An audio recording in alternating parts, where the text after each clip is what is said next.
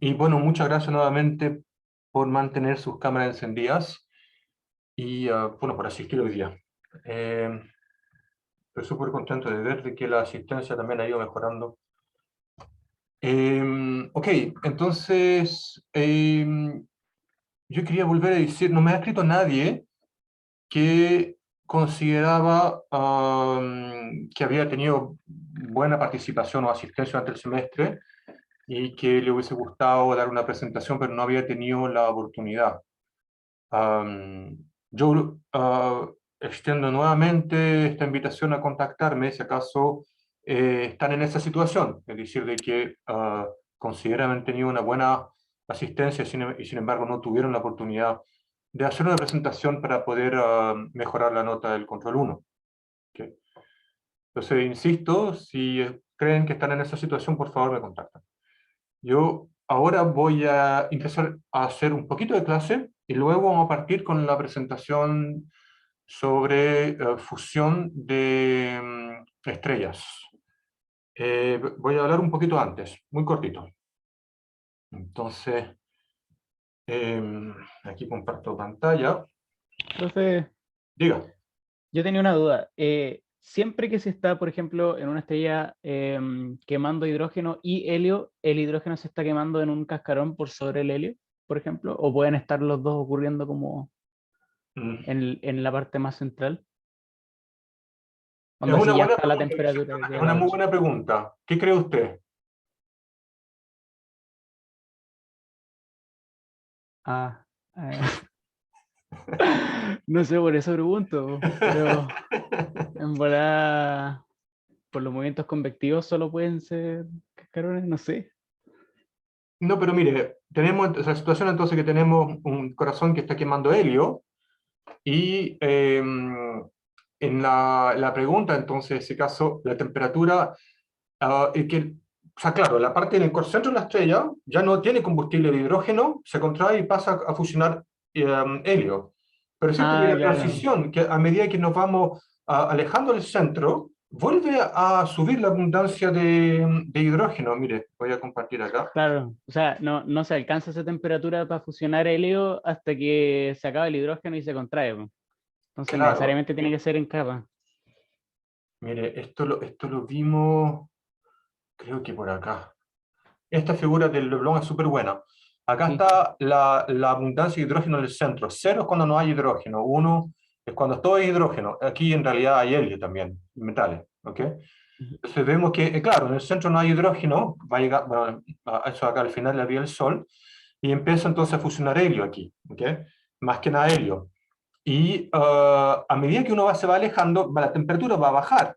¿Ok? De la misma manera que va aumentando la abundancia de hidrógeno, si yo graficara aquí cómo sería la temperatura, se imaginan, de que en el centro es como 1.000 millones de Kelvin y va bajando hasta 110 millones de Kelvin por acá. Y entonces la respuesta a su pregunta, Vicente, es que sí, así es. Rodeando el corazón que llama el helio, siempre hay combustión de hidrógeno. No, Sería muy vale, raro que no gracias. ocurriera. Ujú. Ok. Voy a entonces hablar un muy poquito, entonces, porque fui muy rápido sobre esto, sobre la evolución de post-secuencia principal. Acá les conté de que la estrella recorre un camino inverso al de la Hayashi Track, en el cual no expandí mucho cuando hicimos contracción estelar, creo que se me olvidó. No estoy seguro. Pero se parece mucho al recorrido porque ambos casos son envolturas convectivas. Así es la conclusión, tal es la conclusión de modelos de interiores estelares detallados. Es difícil explicar cualitativamente el fenómeno. Pero hablamos de que entonces estrellas como el Sol se dan la vuelta, se pasean por todo el diagrama HR, y cuando entonces se pegan ese giro desde la rama horizontal hasta a altas temperaturas, cuando se empieza a exponer el núcleo estelar, empieza a subir la temperatura porque se empiezan a despejar capas de estrella, y vemos entonces la nana blanca que ioniza su envoltura y es una nebulosa planetaria. Entonces, también hablamos de la evolución de estrellas masivas, se dan unos paseos aún más dramáticos en el diagrama HR. Y no quiero ir de nuevo por toda esta etapa, la verdad las cosas que es difícil de escribirlo, tienen que leerlo simplemente.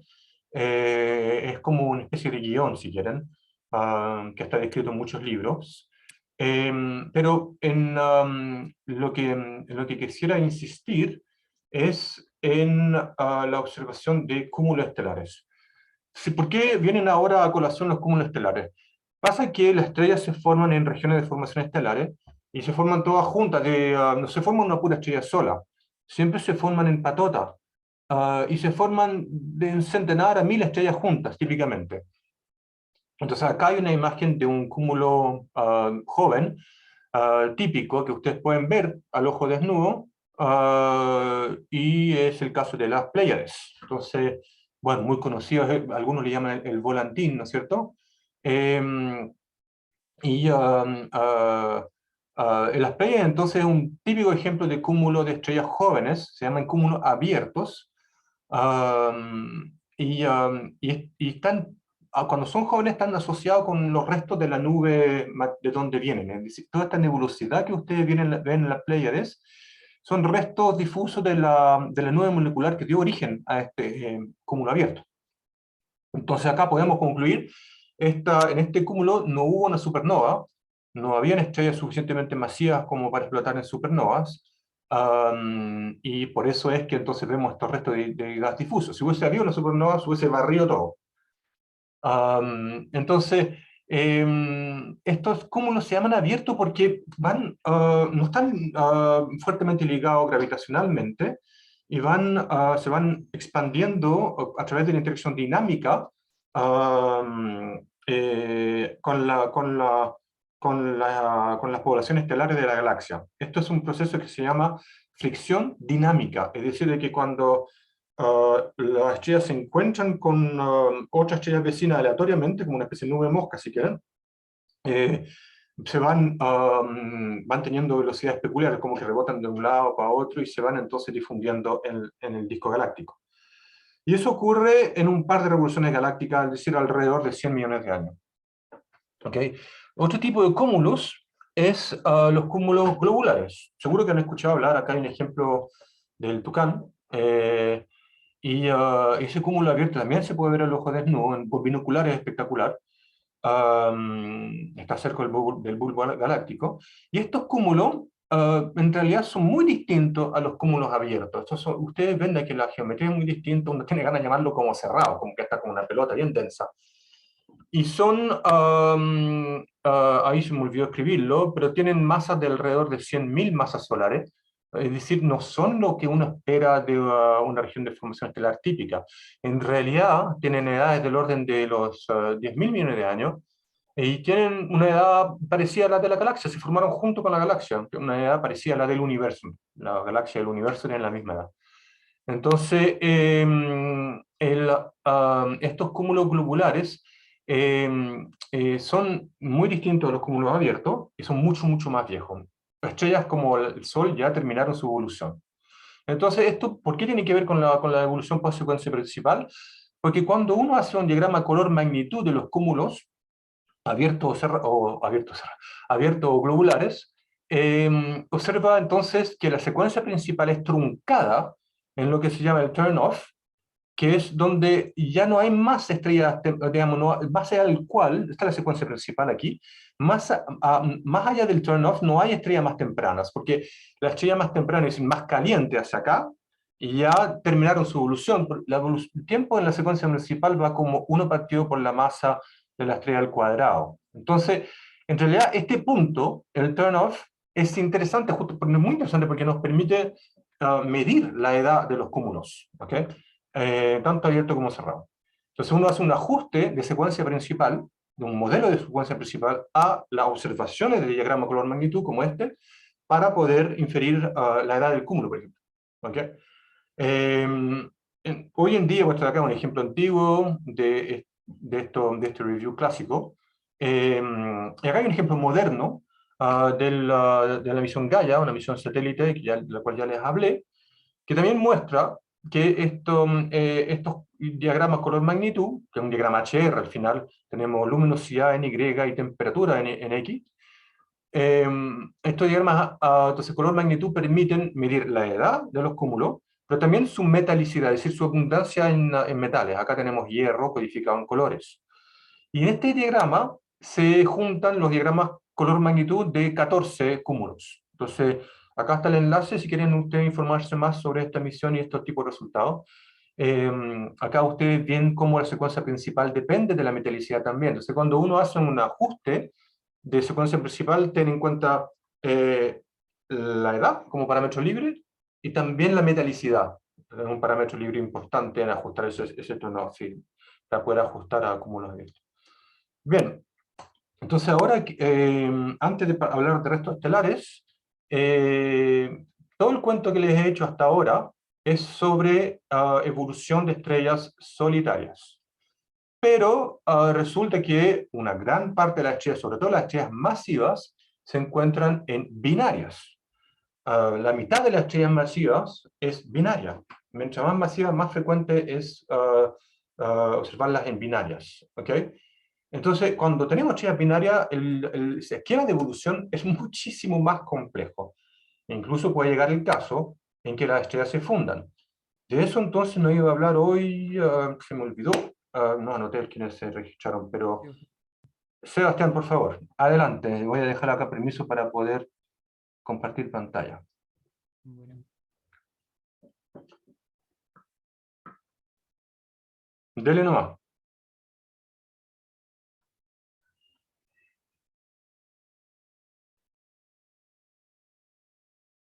Sebastián, sí, estoy ya, dele. compartiendo. ¿Se ve? Se ve bien, sí.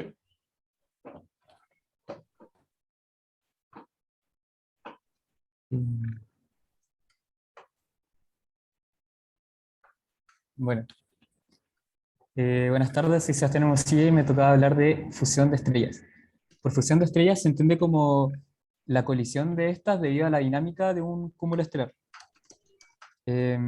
Normalmente esto ocurre en sistemas binarios de estrellas, por la degeneración de la órbita, que puede ser debido a la pérdida de masa o por la radiación gravitacional que tienen estas al girar entre ellas.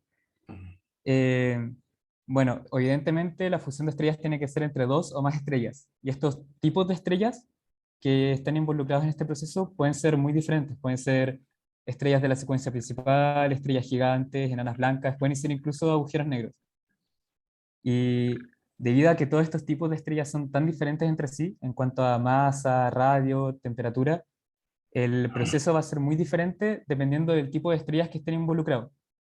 Entonces es bastante complejo el estudio porque necesitamos primero saber cuáles son las estrellas que están participando. Bueno, el término fusión estelar ha estado presente en astronomía hace muchísimo tiempo. Sin embargo, siempre sujeto al marco teórico, debido a que no se contaba con la tecnología necesaria como para estudiarlo en el marco observacional. Sin embargo, esto empezó a cambiar en las últimas décadas. Por ejemplo, en los años 90, el telescopio espacial Hubble observó hacia el cúmulo Messier 30 y detectó que habían estrellas rezagadas azules, que son como estrellas mucho más jóvenes que sus estrellas vecinas. Y en ese entonces la explicación que se dio fue que estas estrellas habían sufrido de fusión estelar y que por lo tanto habían ganado masa y podían seguir quemando hidrógeno, lo que las hacía parecer que fueran mucho más jóvenes que sus vecinas. Sebastián, M30 es un cúmulo globular. ¿Cómo? ¿Es un cúmulo globular M30? No estoy seguro. Ok, creo que sí, déjeme verificar. Dele nomás, siga, siga. Vale, bueno, pero hasta ese entonces nunca se había observado una fusión de estrellas y tuvo que pasar hasta el 2008, el 2 de septiembre del 2008, cuando se observó por primera vez una de estas fusiones. Sin embargo, en ese entonces como que no se había entendido lo que se observó. Se observó una explosión y esta se clasificó como nova clásica. Sin embargo, después se le empezó a hacer un seguimiento y se observó que esta era en verdad una nova roja luminosa, que es una explosión muy característica de las fusiones de estrellas. Y luego, como último evento importante, coloqué la detección de ondas gravitacionales por parte de Virgo y LIGO el año 2017. Y este evento es muy importante porque estas ondas gravitacionales provenían de la fusión de estrellas de neutrones, y fue primera vez que se logró observar un mismo fenómeno astronómico eh, con ondas electromagnéticas y además ondas gravitacionales. Y bueno, como les comenté, la fusión de estrellas puede depender mucho de qué tipo de estrellas estén involucrados, así que no puedo hablar de todas las fusiones estelares, pero escogí tres, que son las que me parecen más interesantes. El contacto binario, cuando se fusiona una estrella enana blanca y otra estrella de cualquier otro tipo, y la fusión de estrellas de neutrones. Bueno, el contacto binario es Tenemos que cuando... ir terminando, Sebastián. Ah, bueno, Y tenemos sí, son 6 presentaciones, 5 minutos cada uno, 2 láminas. dale, sí, está bien. Bueno. ¿Tienes otra lámina o esta es la Ah, última? sí, no, entonces lo digo rápido. El contacto binario es cuando estas dos estrellas están muy juntas y comparten su atmósfera y terminan generando una supernova, o sea, una nova roja luminosa, que fue la que se detectó el año 2008. Y bueno, las otras son el tipo de cuando se junta una nana blanca con otro tipo de estrella, que igual es interesante porque la nana blanca le roba materia a esta otra estrella y como que vuelve a activar la fusión dentro de esta y termina explotando en una supernova del tipo 1A. Y la última es la estrellas de neutrones, que es un evento muy energético y por eso igual es como interesante porque genera ondas gravitacionales y las podemos detectar. Y también genera una explosión en gigante y puede terminar generando un agujero negro. Y eso sería. Ok, Muchas muchas gracias, gracias. Sebastián. Disculpe que lo apure, pero no es la realidad nuestra. Tenemos poco tiempo. Sí, En no, está bien, pero... todo caso, está muy bien. Igual me hubiese gustado que nos hablara un poco más la etapa de envoltura común. Es decir, que cuando tenemos dos estrellas que están cerquitas, eh, la etapa de envoltura común corresponde entonces al caso en que eh, tenemos una estrella binaria que una es un poco más masiva que la otra y están cerquita. Imagínense que la primera, que es la primaria, que se llama, la más masiva, empieza a entrar la rama gigante primero. No sé, la más masiva entonces se termina, se sale de la secuencia principal antes. Se empieza a inflar y a medida que va inflando termina por absorber la secundaria. ¿Okay? Parecido a los diagramas que nos mostró Sebastián, a las figuras que nos mostró, empiezan a intercambiar masa y llega un momento dado en que la envoltura de la primaria es más grande que la separación entre las binarias. Entonces ahí es cuando se hace esa etapa de envoltura común. Los dos núcleos estelares tienen una sola envoltura común. Y ahí por efectos de fricción empiezan a una espiral en la cual se van acercando muy rápidamente los dos núcleos y se fusionan los dos núcleos. ¿No? Entonces eso es una etapa también, un mecanismo posible. Ya voy a seguir ahora. Profe, M30, ¿digo? disculpe, tengo una pregunta. Sebastián. ¿Alguna vez se ha observado una fusión estelar, pero por una colisión de dos estrellas, pero a muy alta velocidad, o no? Eh, es una buena pregunta.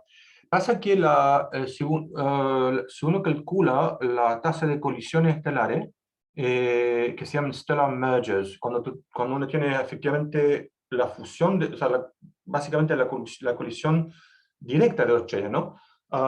Uno ve que la probabilidad de ese encuentro es muy baja. Entonces uno se imagina, bueno, qué pasa dentro de un cúmulo, de estrellas en formación? Y ahí, en el caso de estrella de una región de formación estelar densa, se piensa que podría ocurrir y podría ser un mecanismo para formar estrellas masivas, y fue de hecho por un tiempo una de las teorías para la formación de estrellas masivas. Pero eso ahora se está desestimando. Más bien, se piensa de que las estrellas masivas se forman muy parecidas a las de baja masa, y que esos mecanismos entonces, de encuentro directo, de formación de estrellas masivas por choque entre varias estrellas, es algo que ocurre casi nunca.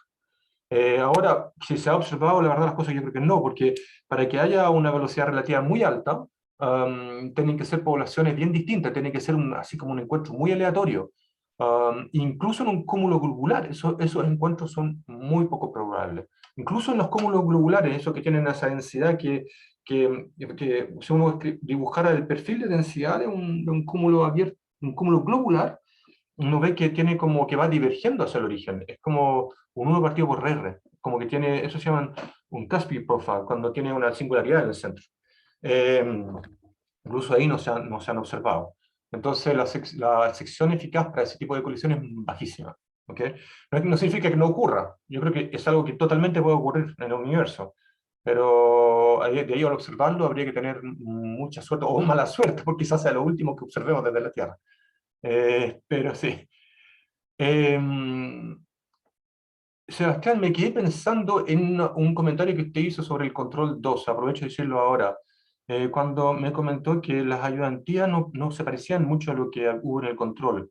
Y yo creo que tiene toda la razón, pero también le quería recordar, no olvidar nunca, sobre todo, no solamente para este ramo, sino que para cualquier ramo, que los profes son los que diseñan las pruebas, no los ayudantes. Y cuando uno diseña una prueba, piensa en la cátedra, número uno.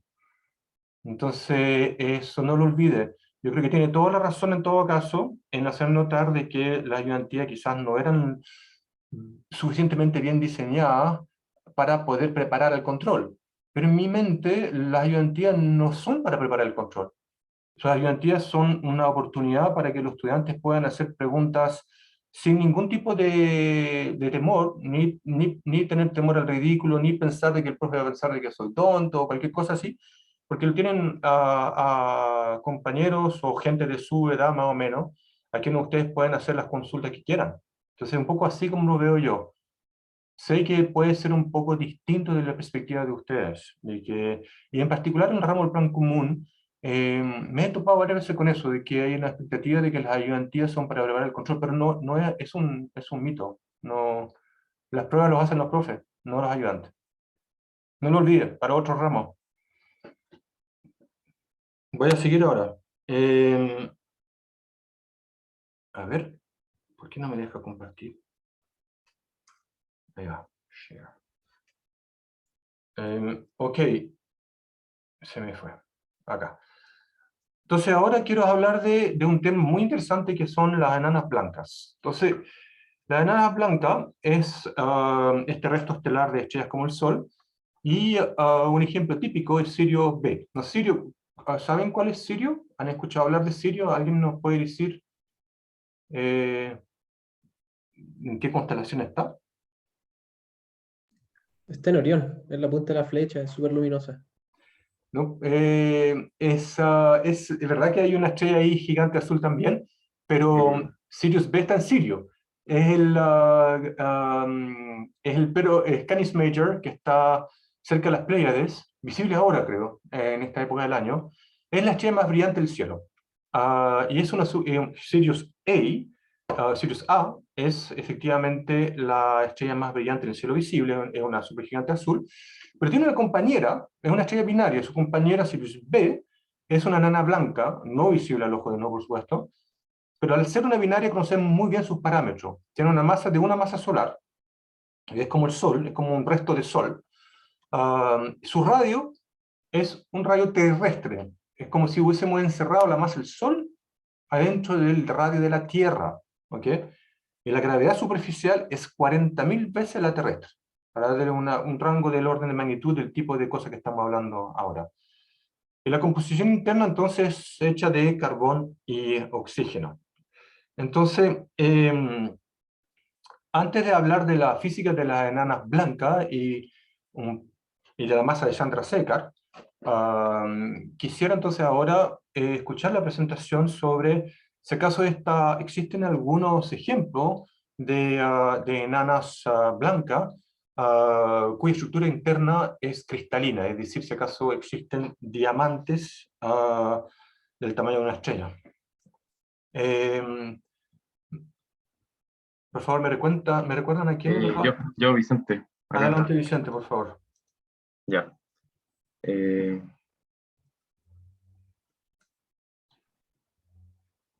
¿Se ve bien?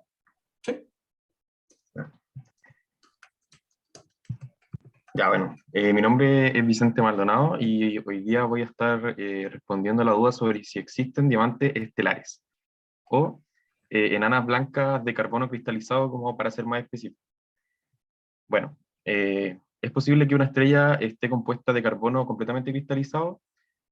Sabemos que las enanas blancas contienen bueno, varias masas solares en un volumen mucho más pequeño que el Sol, y pueden llegar a alcanzar densidades de 10 elevado a 9 gramos por centímetro cúbico, y lo único que detiene el colapso en el fondo es la presión de electrones degenerados, que bien sabemos por el principio de exclusión de Pauli, que los electrones no pueden estar más cerca de cierto nivel, por lo que hay una presión de electrones degenerados que hace que se mantenga estable. Bueno, un astrónomo llamado Hugh Van Horn predijo que a medida que las enanas blancas se van enfriando, las interacciones electrostáticas que ocurren entre el núcleo y su manto son capaces de producir transiciones de primer orden, o sea, de pasar de estado gaseoso a sólido, y en cierta medida también reorganizar un poquito el orden de los átomos, logrando cristalizar. Acá la imagen que mostré es un diagrama, es una esquina inferior del diagrama HR, donde vemos la parte de las enanas blancas, y las líneas naranjas que se observan son las zonas donde las enanas blancas podrían iniciar este proceso de cristalización. Ya. Resulta que la cristalización de las enanas blancas comienza en el proceso de enfriamiento cuando ya se alcanzan más o menos los 6.000 a 8.000 Kelvin, pero si se considera una enana blanca con luminosidad variable, con pequeñas vibraciones, se puede cristalizar a temperaturas más altas. El proceso de cristalización también ralentiza en cierta medida el enfriamiento de la estrella, y bueno, también pasa que en su mayoría las enanas blancas están compuestas por carbono y oxígeno. ¿Sí? ¿Dijo algo, profe? No, no. Ah, vale. Resulta que en su mayoría las enanas blancas están compuestas por carbono y oxígeno, y que el proceso de cristalización de la enana blanca, bueno, podría finalmente producir diamante, que en el fondo es carbono puro cristalizado. Bueno, resulta que el oxígeno cristaliza a una temperatura más alta que el carbono. Entonces, en este proceso lo que ocurre inicialmente es que se cristaliza un núcleo de oxígeno, y luego, a medida que avanza el proceso, se cristaliza el manto de carbono, y se forma el diamante, que es lo que nos interesa. Bueno, resulta que en el 2004 el Whole Earth Telescope descubrió una estrella llamada BPM 37093, que es una enana blanca de luminosidad variable, que está a 11.750 Kelvin de temperatura superficial, y que cristalizó debido a que tiene luminosidad variable. Y como había mencionado anteriormente, si es que una enana blanca tiene luminosidad variable, en cierta medida estaba como pulsando, puede cristalizar a temperaturas más altas que los 8.000 Kelvin. Bueno, esta estrella fue bautizada como Lucy por la canción de los Beatles, Lucy in the Sky with Diamonds. Y bueno, se encuentra a 50 años luz de distancia y tiene aproximadamente una masa solar. Sin embargo, tiene una luminosidad mucho más pequeña que el Sol y un radio también mucho más pequeño que el Sol. Se estima que el 90% de su masa se encuentra cristalizada entre carbono y oxígeno. O sea, en el fondo un diamante, una enana gigante, una enana blanca de diamante. Y eso sería mi presentación. Muy bien, Vicente, muchas gracias. Muy bien la presentación. ¿Alguna idea de por qué se separa el carbono y el oxígeno? ¿Por qué el oxígeno va para abajo y el carbono se queda en un manto? La verdad no sabría contestar esa pregunta, ¿Ninguna idea? pero me imagino que puede ser como cristaliza antes, la estructura es un poquito más densa, Tiene que ver y con la densidad. Es yo creo que sedimentación. sí. Sedimentación del elemento más pesado. Se va cayendo al centro del elemento más pesado. Se diferencia. Pero sí, efectivamente, entonces, Whole Earth Telescope es un experimento de asteroseismología, y entonces observando la sismología o sea, las pulsaciones de la estrella, se puede inferir los modos de pulsación y su composición interior. Ok, voy a seguir entonces ahora con la física de las enanas blancas. Dejé unos links en el chat, por si le interesa el tema, de dónde Sí. saqué la información. Muy bien, Vicente, siempre queda su referencia ahí, lo anoté también. Muchas gracias.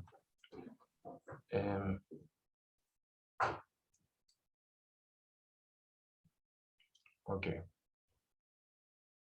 Entonces, aquí está.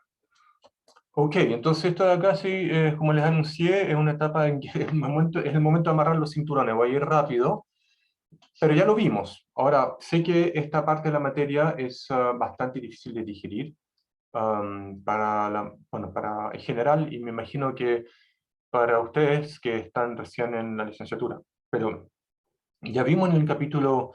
bueno, todo esto que les voy a contar ahora lo saqué de este libro por Phillips, que se llama The Physics of Stars.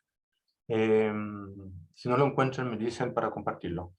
Entonces ya vimos en el capítulo anterior que los electrones, si imaginamos una caja dura, es decir, una caja dura, electrones en un pozo potencial infinito, los niveles de energía entonces se pueden contar usando esta aproximación semiclásica, y el número de niveles que tienen momentum P o en momento inferior a un valor P está dado por esta expresión. Si contamos entonces un electrón por cada estado posible. Este 2 es la degeneración de spin. Entonces, si tenemos n electrones en una caja dura, este número de electrones va a ir llenando todos los niveles posibles, y entonces se relaciona con el momentum del último electrón. Es el momentum de Fermi, que tiene la energía más alta, que es el nivel de Fermi. La energía de Fermi, entonces, es el último nivel de energía ocupado. Entonces se puede escribir el momentum de Fermi en función de la densidad de electrones. Y la energía interna, o sea, esto es muy importante, el momentum de Fermi es una función de la densidad de electrones, como la potencia de un tercio. Entonces, la energía interna del gas de electrones simplemente es la sumatoria de la energía cinética de cada uno de los electrones, en que esa energía cinética la escribimos como un epsilon de P, por ahora. ¿Okay? Es P cuadrado partido por 2m, en el caso no relativista, esta energía. Entonces vamos llenando cada uno de los niveles con esa energía cinética. Entonces, cuando la velocidad de los electrones es muy inferior a c, significa que cuando el nivel de Fermi, el momentum de Fermi, que es la masa por la velocidad, es mucho menor que m por c, los electrones entonces no son relativistas. ¿Okay? Estamos tranqui con eso. Y entonces usamos esta ecuación que les estaba contando, que relaciona el nivel de Fermi con la densidad, para concluir de que cuando la densidad es inferior a mc partido por h al cubo, esta cantidad, esta es una función de constante física, entonces cuando la densidad es inferior a esta constante, tenemos un gas de electrones degenerado no relativista. ¿Okay? Entonces, en ese caso, ya lo hicimos en el capítulo D, combinamos la energía de cinética de los electrones con la presión de un gas ideal en realidad es la presión de partículas que chocan con una pared, que relaciona entonces la presión con la energía interna. Y con eso entonces podemos sacar la presión de gas degenerado, claramente no ideal. Y eso ya lo habíamos visto en el capítulo D. Entonces, lo que vamos a hacer ahora es particularizar el caso de los electrones en una enana blanca. En una enana blanca. Reescribimos la densidad de electrones con esa nueva variable, que sería, en la densidad de electrones, va a ser la densidad en el centro de la estrella, dividido por la masa del protón, multiplicado por esta abundancia de electrones, es decir, YE es el número de electrones por nucleón. Tiene esa expresión aproximada, ¿okay? En que X es la abundancia de hidrógeno. Entonces lo escribimos en función de este YE, la presión de electrones degenerados es muy parecida a la anterior, pero en función de este YE de acá. Por otro lado, vamos a estimar la presión en el centro de la enana blanca. Y para eso usamos equilibrio hidrostático, eso ya lo habíamos visto, y notamos que cerca del núcleo, la masa encerrada es aprox como si fuese la densidad constante. Si el radio es suficientemente pequeño, entonces tomamos la densidad del centro y claro está que esa densidad, bueno, va a ir disminuyendo, pero muy cerca, esta relación tiene que cumplirse asintóticamente cerca del origen. Entonces, cerca del núcleo tenemos este otro comportamiento. Entonces, acá uno puede usar un modelo para simplificar los cálculos de interiores estelares, que es el modelo Clayton, en el cual seguimos esta misma expresión para el equilibrio hidrostático, pero lo extendemos con este factor exponencial. Ay, creo que se me piqué acá, y hay un E esto es un R partido por A al cuadrado, si bien recuerdo. A ver. No estoy seguro, puede que sea así nomás. Lo voy a verificar y corregir después. Pero el punto es que esto permite recuperar el límite asintótico cerca del origen, y cuando uno se acerca a la superficie, este término va a cero cuando el radio crece, y efectivamente calza con el gradiente de presión en la superficie, que es proporcional a la densidad. La densidad se hace cero en la superficie, entonces uno espera que efectivamente este gradiente de presión sea cero en la superficie. Les dejo de tarea este desarrollo, que está súper bien explicado en el capítulo 5 de Phillips. Por favor, lo preparan si les toca ir al examen. Entonces, la presión PDR la podemos tener integrando la ecuación 26, que era esta de acá. Entonces, en este modelo, integro este perfil de gradiente para obtener la presión. Y luego de un manejo más o menos tedioso, no es complicado, pero un poco tedioso, no tenemos tiempo de reproducirlo ahora, y suponiendo que el grueso de la masa está en el corazón, que es parecido a lo que pasa en una estrella evolucionada, entonces podemos sacar esta expresión para la presión en el centro. Entonces esta vuelta, y voy a decir tremenda vuelta, no es tan tremenda, se las dejo de tarea también, por favor, para preparar el examen. Esta presión en el centro de la estrella está dada por esta presión sencilla, ¿no es cierto? Esta presión nos da una idea de cómo es la presión en el centro de la estrella. Y si igualamos esta presión con de la presión del sustento de electrones degenerados, esta es la parte importante del desarrollo. Gracias a modelos de interiores estelares, tengo la presión en el centro, ¿ok? Y la igualo con lo que yo espero del sustento de electrones, ¿ok? Igualo la presión de electrones degenerados con la presión en el centro de la estrella, y con eso puedo despejar la densidad en el corazón estelar. Y miren lo que obtuvimos acá. La densidad en el corazón estelar va como la masa de la estrella al cuadrado. Es decir, la densidad va como la masa de la estrella al cuadrado. Si ustedes hacen ahí el ejercicio de calcular el radio de una estrella con una densidad que va como la masa al cuadrado, pueden ver muy simplemente, aquí se me olvidó poner en tarea, pero por favor lo hacen y se convencen de esto, que el radio de la estrella va como 1 partido por la masa de la estrella a la 1/3. Okay, entonces esto es súper sencillo. De repente...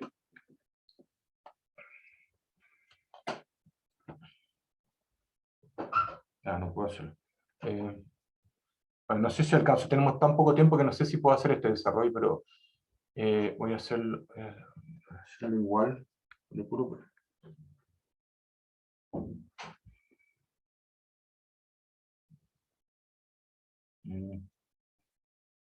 ¿Dónde puse el... Acá está.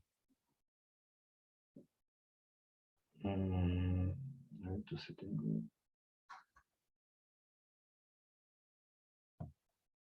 Ok, entonces tenemos que la masa de la estrella es 4/3 de pi por el radio de la estrella al cubo por la masa, por la densidad. ¿Okay? Y esta densidad entonces es proporcional entonces a R a la estrella al cubo, y esto va como la masa de la estrella, perdón, por la masa de la estrella al cuadrado. Entonces acá ustedes despejan que el radio de la estrella es proporcional a 1 partido por la masa de la estrella a la 1/3.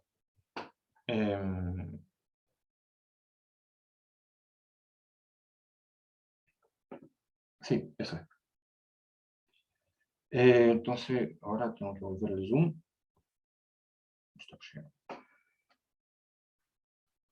Ok, entonces, ¿en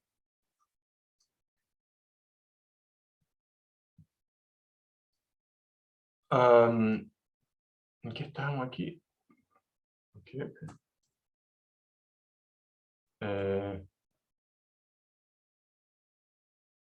Ya, entonces el radio de la estrella va como uno partido por la masa de la estrella del cubo. Eso significa que la estrella, mientras más masiva es la estrella, más compacta.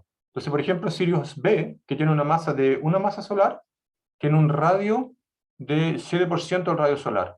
En cambio, 40 Eris B, no sé cómo sería, 40 Eris B, sería la compañía de 40 Eris, tiene entonces una masa de 0,5 masas solares y es más grande en su radio. El efecto similar, entonces, ya habíamos mencionado en las enanas café, lo había mencionado en clase y Clara también en su presentación nos mostró eso.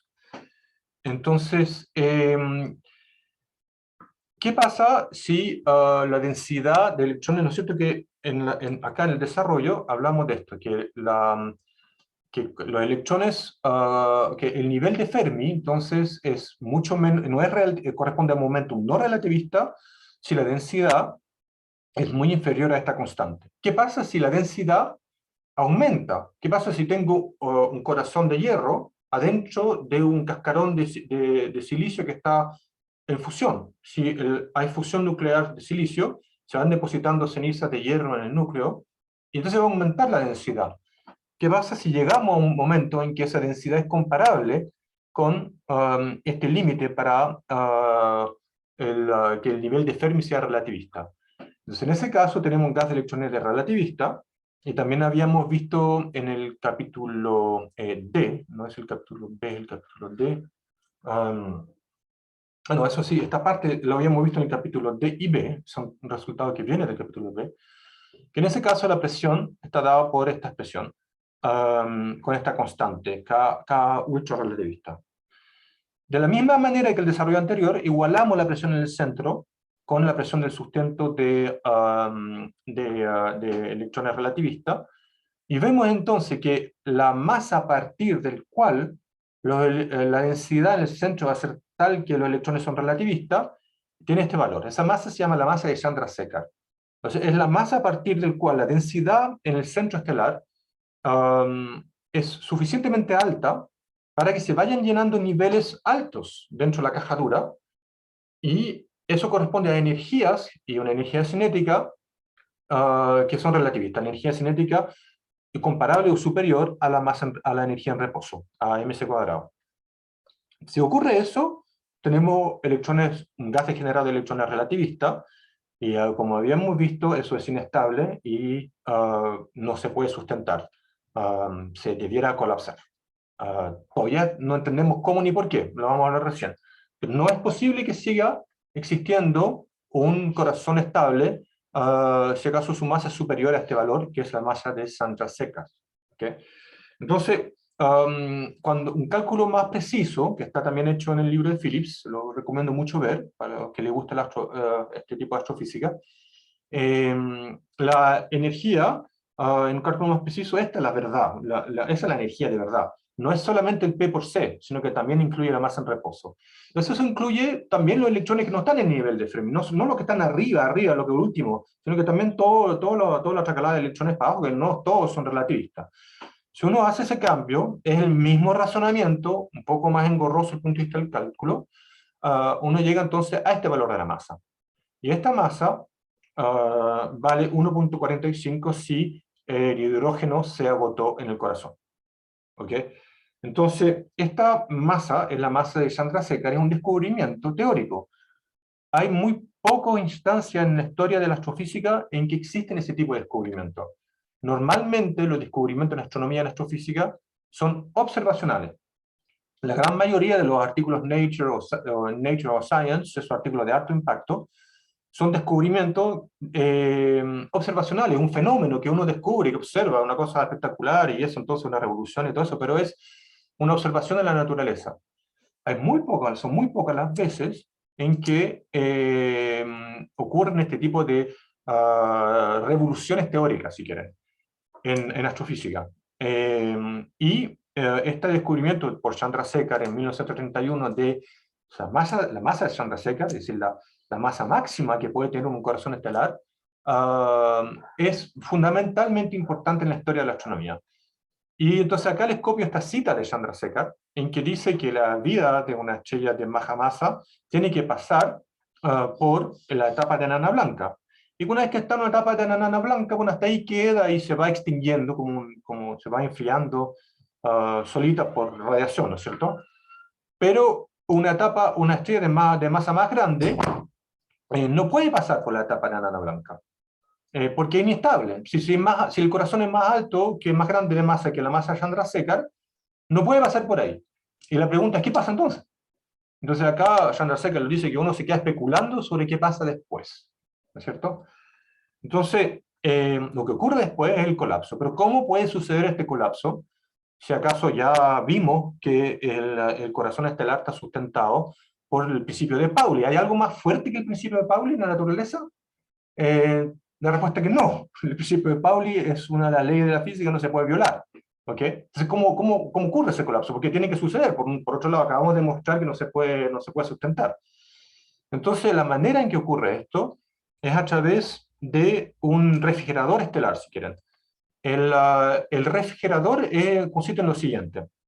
Un refrigerador por oposición a la caldera nuclear, ¿no es cierto? Que la contracción gravitacional era sostenida por la caldera nuclear. Pero ¿qué pasa si ya no hay combustible, no funciona la caldera? Y ya dijimos que nuestro corazón se va a caer.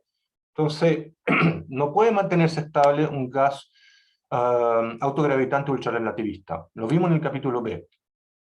Entonces, lo que sucede es que las altas energías generan fisión de fotones gamma que fisionan los núcleos de hierro. Es una reacción endotérmica. Se quita el gamma del corazón estelar, se quita el fotón gamma y se rompen los núcleos de hierro. Entonces eso enfría el centro estelar.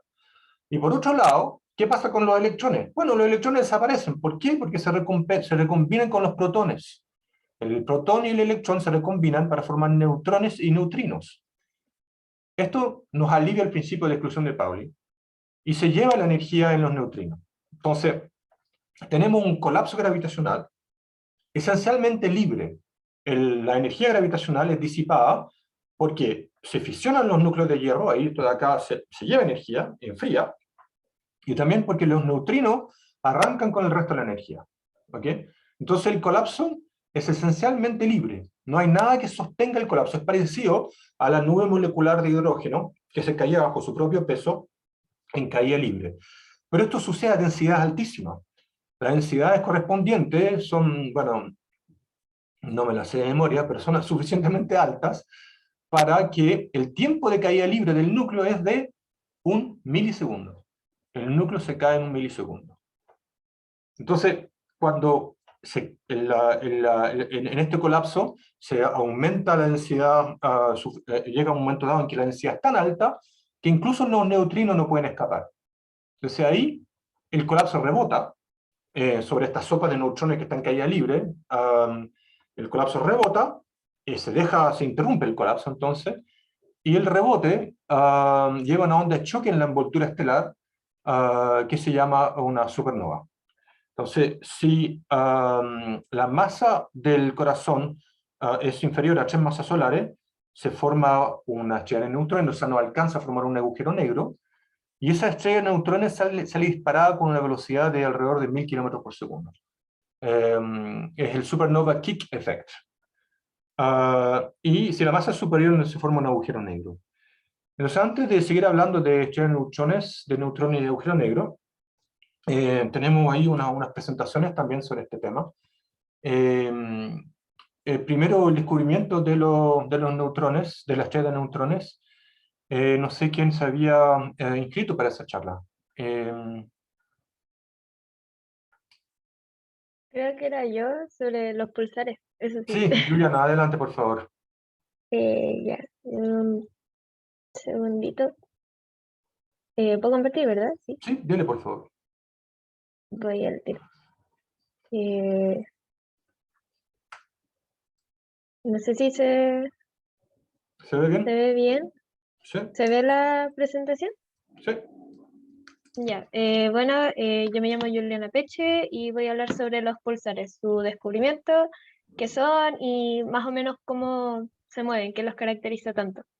Pero primero quiero hablarles sobre Jocelyn Van Bornel. Ella es una astrofísica nacida en Irlanda, graduada en licenciatura en Filosofía Natural en la Universidad de Glasgow con honores, lo cual la llevó a hacer su doctorado en la Universidad de Cambridge en conjunto a Anthony Hewish, quien en esa época estaba dedicado a la detección de cuásares, lo cual era bastante reciente.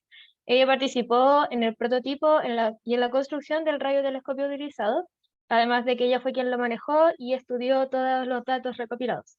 En 1967, ella notó una señal bastante extraña, la cual no coincidía ni con las recibidas por cuásares ni por interferencias del radiotelescopio, a lo cual fue donde su profesor guía, Hewish, quien le dijo que era una interferencia a causa de un mal ensamble del radiotelescopio, pero ella sabía que no era así. Entonces ajustó la velocidad del receptor y notó que eran pulsaciones periódicas, más o menos un pulso cada 1 segundo 33. Eh, y cuando ya el profesor notó estas pulsaciones también, las denotaron como Little Green Men 1, porque pensaron que era debido a contacto de vida extraterrestre. Y no fue hasta una convención frente a distintos astrónomos de Cambridge, donde Thomas Gold y Fred Hoyle asociaron esta señal con remanentes de supernovas, específicamente estrellas de neutrones. Y esto lleva a lo que conocemos como la definición de un pulsar. En palabras de Bell, viene de Pulsating Radio Star, que son estrellas de neutrones rotando a grandes velocidades que emiten beams de radiación desde sus polos magnéticos. Puede ser en rangos de ondas de radio, de rayos X, rayos gamma, y en 2018 se detectó un pulsar que emitía en ondas infrarrojas. El descubrimiento de estos pulsares ayuda a caleta en los estudios como de ondas gravitacionales, por ejemplo, y en relatividad. Ahora, el mecanismo de un pulsar? Sabemos que las estrellas de neutrones son elementos de alta densidad y poseen campos magnéticos bastante fuertes. La rápida rotación de esta estrella, en conjunto con estos elementos mencionados, produce que las partículas externas a la estrella empiecen a acercarse a los polos magnéticos a grandes velocidades y aspiren hacia ellos. Ahora, la radiación emitida de los polos puede ser debido a distintas causas. No voy a abordar mucho en ellas porque ni yo las entendí en el paper, pero puede ser por radiación en las líneas de campo magnético, por el movimiento relativista de la fuente, entre otras. Según Radhakrishnan y Cook, la fuente de radiación en este caso se ubicaría cerca del polo magnético de la estrella de neutrones y los mecanismos de emisión forman estos beams de radiación, cuya forma se debe a la distribución de luminosidad de la estrella. Debido a que los polos magnéticos no se encuentran siempre alineados con el eje de rotación, como se puede ver en este diagrama, estos beams van a estar rotando en conjunto con la estrella, y cuando se alinean con la línea de visión terrestre, podemos detectarlos. Sin embargo, debido a las altas velocidades, se perciben por cierto tiempo, luego se pierde, y nuevamente se vuelven a detectar. Y es por esto que las señales se ven como pulsaciones periódicas, y ahí se deriva el nombre de pulsares, estrellas pulsantes y todo eso. Y eso. Les recomiendo ver, por ejemplo, estos documentales del New York Times y de la BBC, bastante buenos, y el paper sobre el primer pulsar detector. Eso. Muy bien, Juliana. Notar de que el descubrimiento de los pulsares, por supuesto, está asociado con el desarrollo de los recibidores radio de rápidos, es decir, de que creo que al principio del semestre les hablaba de que uno tiene que hacer una integración para poder detectar señal y tiene que, es decir, tiene que integrar la señal astronómica por un tiempo, ¿no es cierto? Entonces, el diseño de los receptores de milisegundo fue clave en la dirección de los pulsares. Fue la primera observación de estos receptores. El diseño se debe a Hewish y, como usted bien describe, la primera observación de pulsares se debe a Jocelyn. Entonces, ahora teníamos un par de presentaciones más sobre las nebulosas de pulsares. La primera era de Mauricio sobre el pulsar del cangrejo. Por favor, Mauricio, si nos puede contar sobre la nebulosa de pulsar del cangrejo. Ok, al tiro va.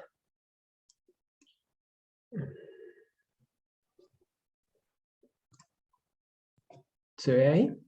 No. Todavía. ¿Cómo es esto? Ahí está. Ahora sí. Creo que sí. Ahí se ve bien la presentación. Sí. Ya. Bueno, para empezar, démosle. Buenas tardes, compañero y profesor. Soy Mauricio Valenzuela Corbalán y pondré sobre la Crab Pulsar Nebula. También conocida como nebulosa de viento de pulsar del cangrejo, es una estructura, resto de supernova del tipo de Pleiadion con un pulsar siendo su estrella central. En la imagen se muestra una superposición de observaciones a distintas longitudes de onda que explicaré un poquito más adelante. Aquí hay dos conceptos importantes, Pleiadion y pulsar. El Pleiadion es un resto de supernova que es alimentado por la energía de rotación del pulsar. De hecho, el prototipo de Pleiadion es la nebulosa del cangrejo. Y el pulsar, ya lo explicó mi compañero en pocas palabras, es una estrella de neutrones que emite radiación periódicamente muy intensa en intervalos cortos y regulares de tiempo, que poseen un intenso campo magnético, que induce a que la emisión de estos pulsos esté relacionada con la periodicidad con que rota el pulsar. En este caso, el pulsar es relativamente joven y tiene un periodo de 30 revoluciones por segundo, por lo que el pulso de radiación son emitidos cada 33 milisegundos. Ahí se evidencia la relación entre estas propiedades que mencionamos. Gracias a la rotación del pulsar y la enorme energía emitida por este mismo, se crea una región particularmente dinámica en el centro de esta nebulosa, que da lugar a un viento de partículas a velocidad relativista al que hay unidos campos magnéticos, que podemos aquí apreciar en color celeste. Esta parte, la más dinámica en la zona central inclusive de la nebulosa, es el punto donde el viento ecuatorial que va girando del pulsar choca contra la zona central de la nebulosa.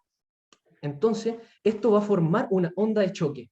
La forma y la posición de esta zona obviamente va a cambiar rápidamente, dado que está relacionada con el viento adentro y se atenúa a medida que se aleja del pulsar radialmente, destacándose que las partículas dentro de este viento poseen la misma energía, hasta que llegan a esta onda de choque y su dirección se vuelven aleatorias y su distribución de energía también adopta una forma de la ley de potencia.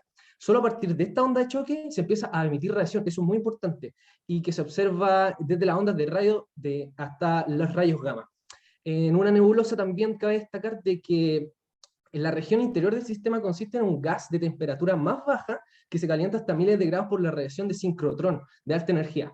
Y esta radiación de sincrotrón generada es la radiación emitida por partículas de alta energía del viento y por partículas que se aceleran en la propia onda de choque. Y el Pleiadion acaba en otra onda de choque que aquí se ve de color morado, que lo separa del medio interestelar. También hay una observación del telescopio Fermi en rayos gamma, y se puede apreciar aquí el Crab Pulsar a la derecha.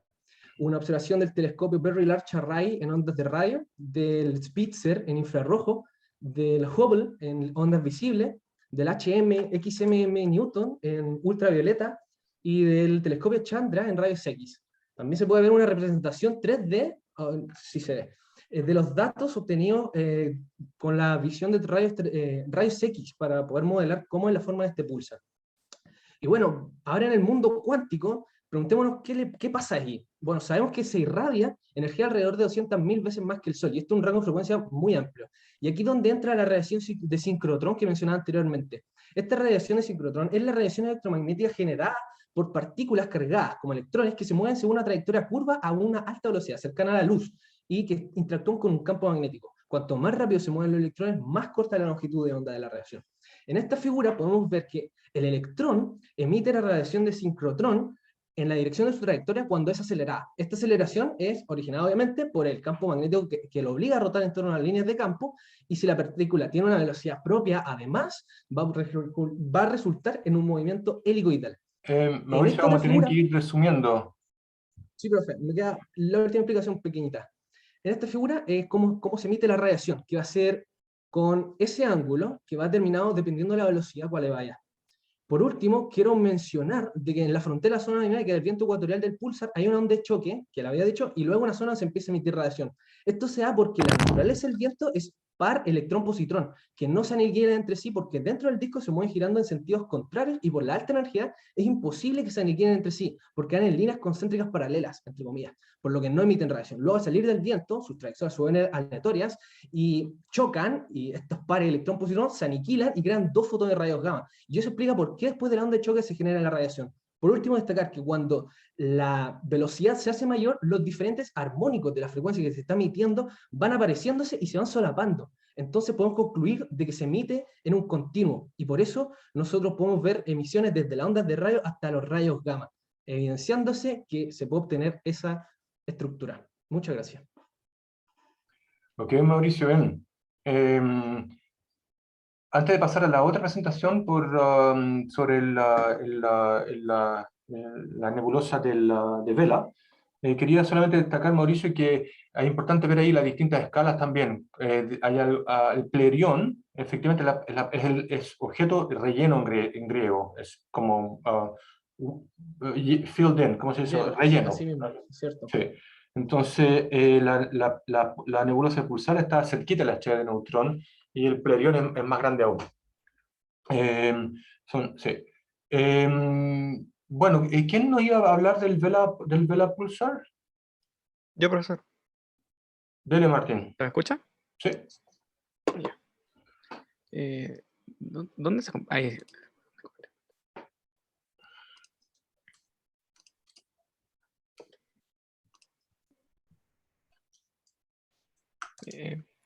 Buenas tardes, soy Martín Saavedra y yo les voy a presentar a ustedes sobre el pulsar de la vela. Para empezar, ya mencionar unos datos de las características del pulsar de la vela. Por ejemplo, acá tenemos un mapa donde se ve la posición relativa del pulsar de la vela respecto a la Vía Láctea. Y aquí tenemos la imagen del observatorio de Chandra. Así como un modo rápido, el pulsar de la vela fue publicado por primera vez por Large, Baum y Mills de la Universidad de Sydney en octubre del 68 y fue la base con la que empezaron a hacer la relación entre los pulsares y los restos de nebulosa. Está más o menos unos 936 años luz del sistema solar y realiza unos 11,235 revoluciones por segundo, que en su tiempo fuera la más rápida describida, pero con los datos actuales terminaría siendo como la tercera más rápida en revoluciones. Tiene una magnitud aparente de como entre más 23,2 y 25,2. Y no encontré precisamente este dato, pero como es un pulsar, debería tener más o menos una masa de 1,35 masas solares, teniendo un radio de 9,65 kilómetros, que es como unas 60 veces menor al de la estrella, menor al del Sol.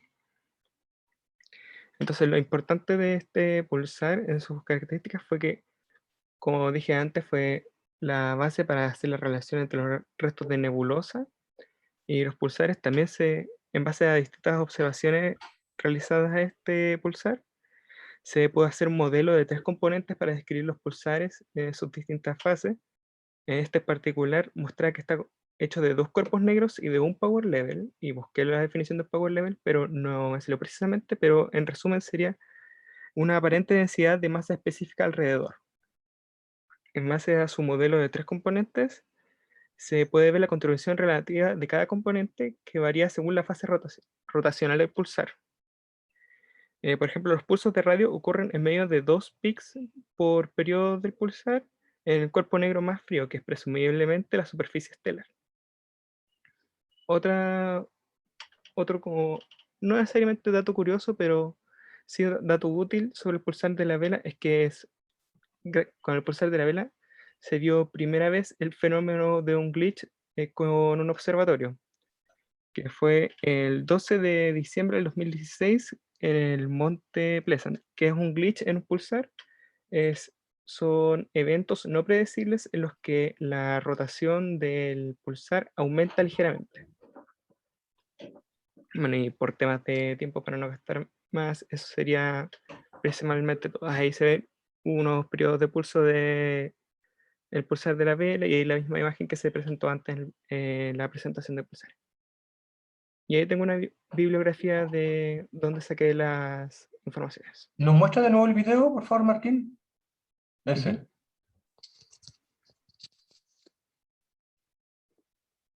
¿Se fijan dónde ¿Ese está de ahí? el pulsar? Es que eso le quería preguntar. ¿Dónde está la estrella de neutrones? Al centro. Sí, po, pero no es tan evidente. Ya no, pero sí. Eso, muchas gracias, Martín. Ahora creo que voy a seguir con la materia. Profesor, ¿puedo mencionar una cosa más? Sí, diga. Que en el periodo de investigación que hice, no revisé muchas fuentes y entre ellas también está Wikipedia. Y quiero recalcar que hay muchas diferencias entre las fuentes que ocupa Wikipedia en español y Wikipedia en inglés. Tienen tablas de información distintas y fuentes distintas. Además. Gracias por la advertencia.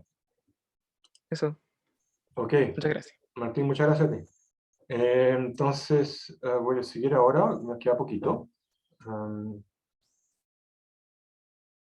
Entonces, ¿dónde tengo mi curso? No. Acá está.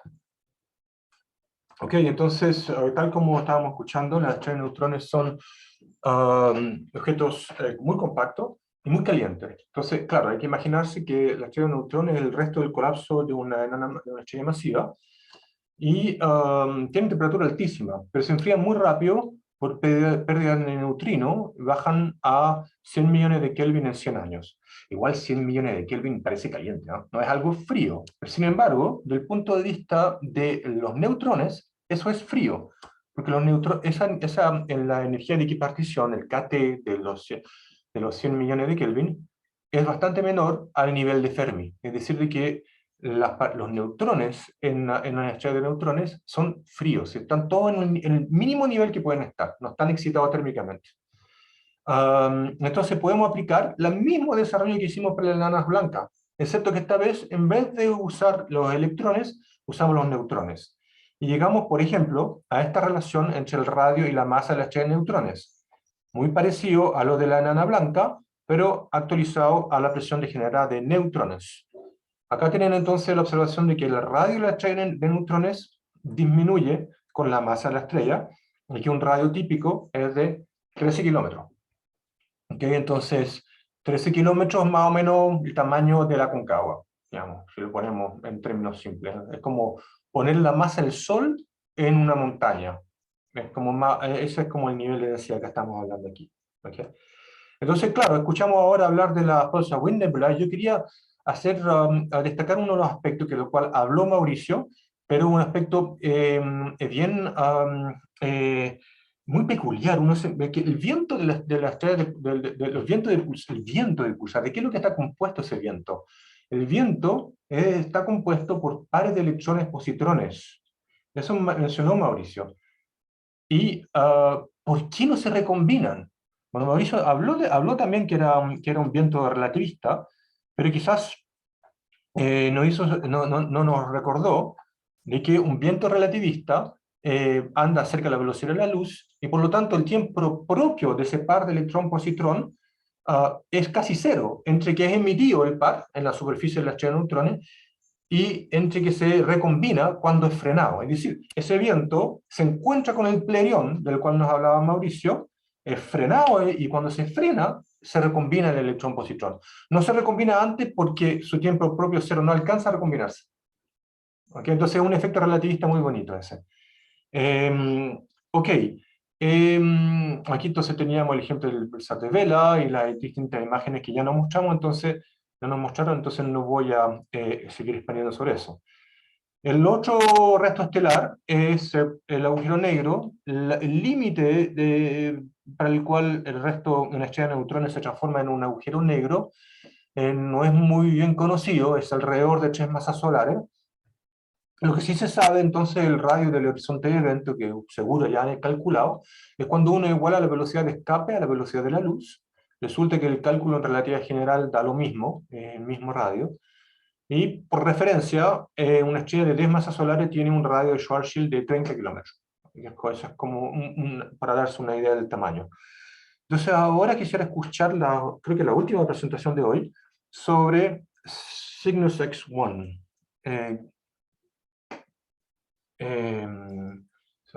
Dejar de compartir ahora. Nuestra presentación sobre, creo que era Hugo. Sí, Adelante, por favor, Hugo. gracias.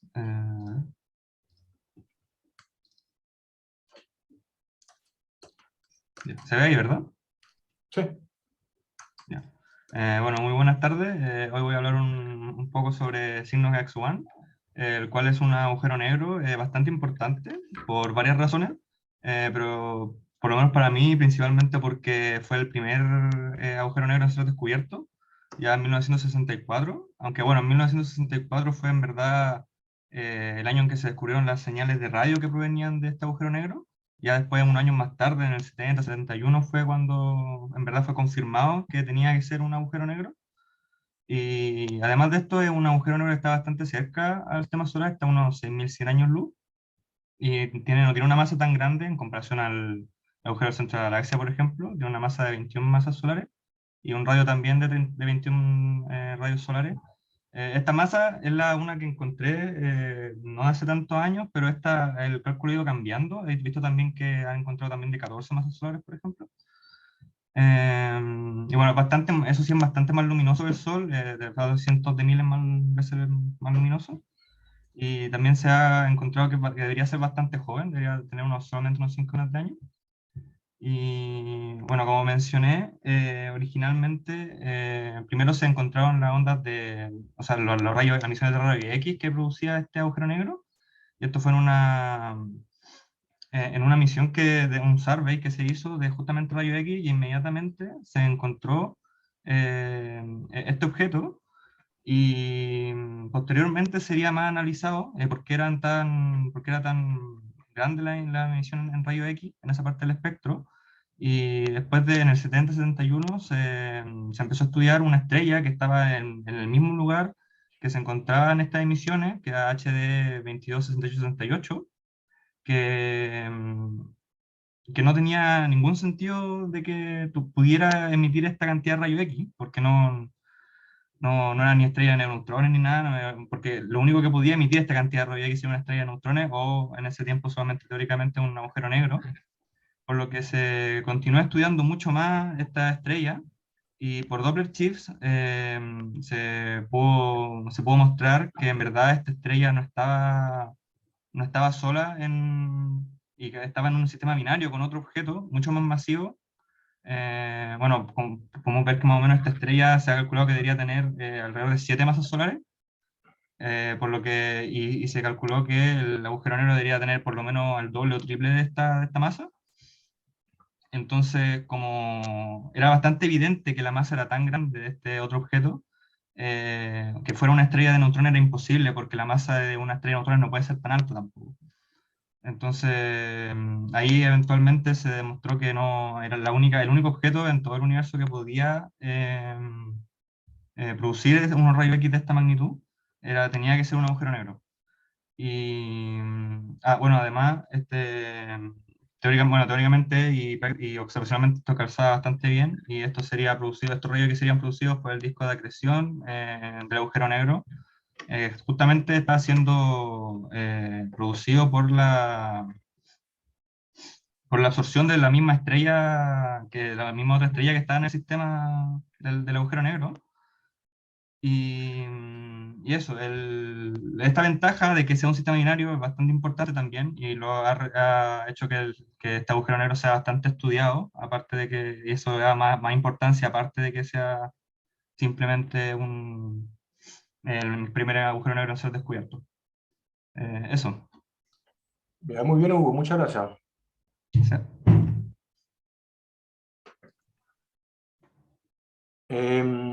Sí, bueno, entonces en resumen, los agujeros negros existen. Durante mucho tiempo se dudaba de la existencia de los agujeros negros, y yo les hablé muchas veces de Eddington, ¿no es cierto?, de nuestro héroe Eddington, que es el gran desarrollador de la astrofísica, y que, bueno, tiene un montón de descubrimientos. era uno de los detractores de los agujeros negros. Había un debate histórico entre Chandrasekhar y Eddington, ¿no es cierto? Eddington encontraba absurdo la idea del agujero negro, que era imposible que existiera tal cosa en el universo.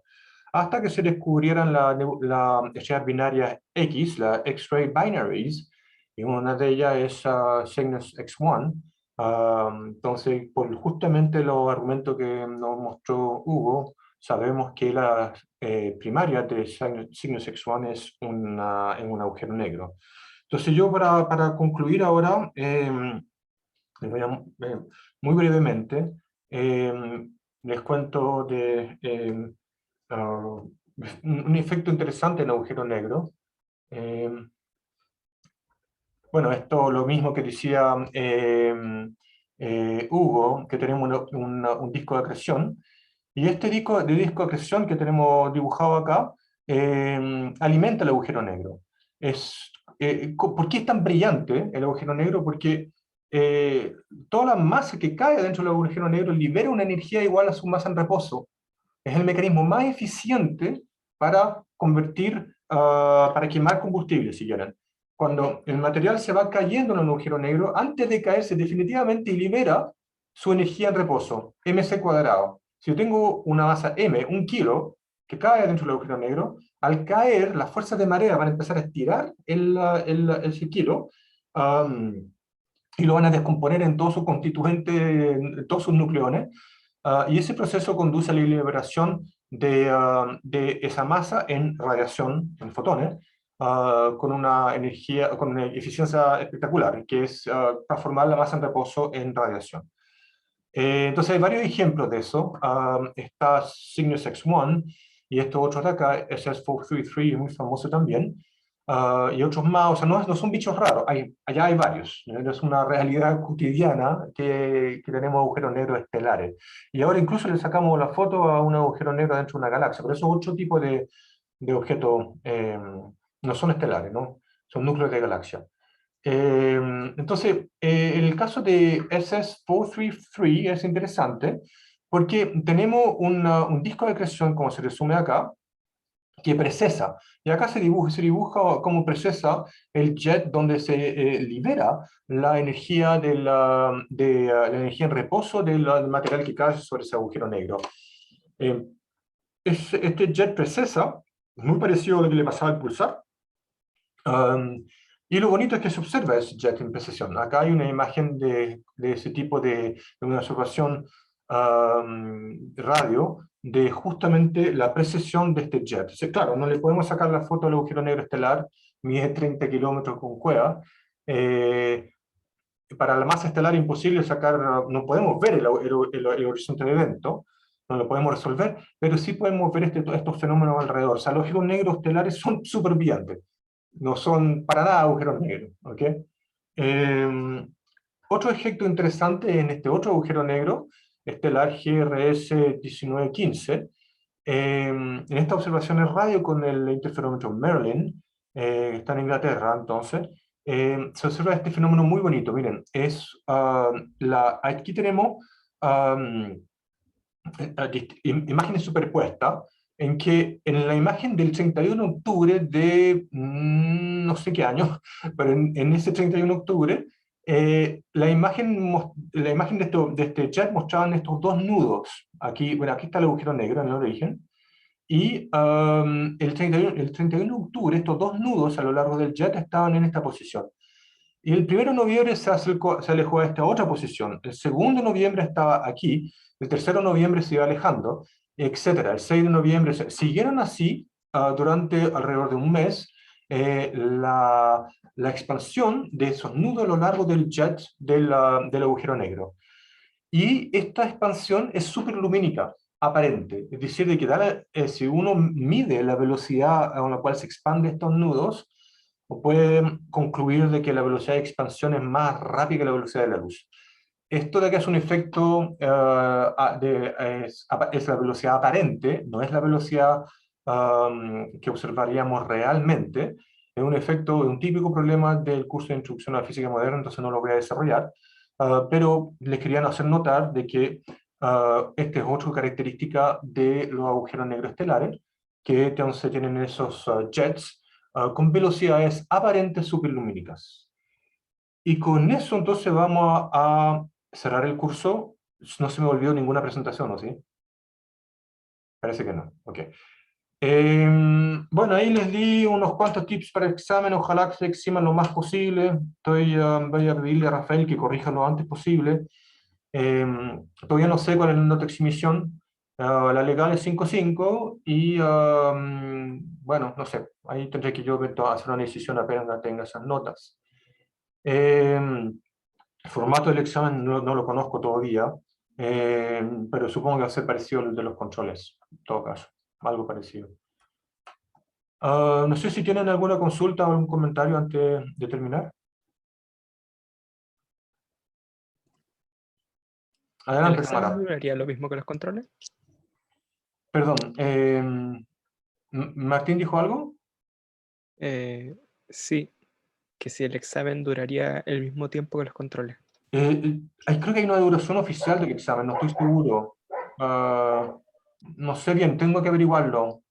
Voy a tratar de tomar una decisión rápido sobre eso, pero yo creo que es parecido. No tiene mucho sentido hacer unas pruebas de más de 2 horas, contando 1 hora para subir 3 horas. Es imposible que sea más largo que eso. Tamara, quería decir algo.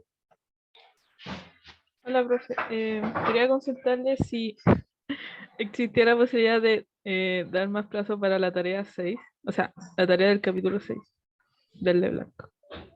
Eh, Y que la otra semana es como de receso. ¿La otra No semana sé si es es qué? legal, es como de receso. Ah, no sabía. Bueno, miren, la Es que verdad, está muy... en realidad el problema es de Rafael y Carla. Ellos tienen que corregir antes de poder producir el acta. El acta lo tengo que mandar 5 días después del examen. Entonces, imagínense que le lleguen las tareas a los ayudantes, no alcanzan, o sea, digamos, tienen que corregir el examen y las tareas en 5 días es como difícil. Entonces, por eso la motivación de enviarlas antes. Pero es problema de ellos, en verdad. Ellos tienen que corregir. Entonces, no sé qué responderle. A mí me da Si lo quieres mismo. opcional. No, pues no es El opcional. capítulo está muy largo, está muy largo, por eso le pedimos como un par de días. Ya, no, mire, le respondo la pregunta. No hay ningún problema. Pero entreguenla antes del miércoles próximo porque tienen que dejar el tiempo a los ayudantes para poder corregir. Muchas gracias, profe. Si digamos miércoles, ¿le parece bien? Sí, o sea, sí, creo que a todos están como de acuerdo. Ok. Gracias, profe. Ok, Eh, bueno. Ya. Bueno, Profe, muchas gracias por su interés y por asistir a los que asistieron a varias clases y eso, también gracias por mantener las cámaras encendidas y gracias por las muy buenas presentaciones. Así que ojalá que sean igual de buenos los exámenes y el control 2. ¿le puedo hacer una pregunta de la materia? Diga, Sebastián. A mí o sea, no sé, quizás sea materia del capítulo 6, pero ¿cómo los agujeros negros no caen infinitamente hacia la singularidad? Porque, o sea, no sé yo, pero ahí no hay presión de radiación que haga que se mantenga estable ahí, ¿o no? Mire, lo que ocurre dentro de un agujero negro es un tema fascinante y algo que a mí, o sea, cuando tenía la duda de usted también me interesaba. Ah, Entre medio, me di cuenta de que todo lo que ocurre dentro del horizonte de eventos está esencialmente afuera del universo observable, y por lo tanto es el dominio de la física matemática, y es ahí donde se explayan investigadores como, no sé, Clyde Teitelbaum, ¿cómo se llama? Bunster. Ahí de Seix, ahí hay varios nombres más, ¿no? Pero es pura física matemática. No sabemos lo que ocurre dentro del agujero negro, para nada. A mí ese tipo de física no me interesa porque no se pueden hacer experimentos y no hay nada que observar, se puede decir cualquier cosa y nunca nadie lo va a poder arrebatar, digamos, es como, lo encuentro un poco estéril en ese aspecto. Pero no deja de ser fascinante, porque uno puede imaginarse todo tipo de cosas lo que hay adentro, ¿no? ¿Por qué se deja de caer? No lo sé. Pero en el fondo yo creo que a priori, por la misma presión de los neutrones, po. Los neutrones ya no hay nada que pase. Los electrones los sacamos cuando se lo combinando con los protones, y por eso se cayó el sustento de la presión degenerada de los electrones.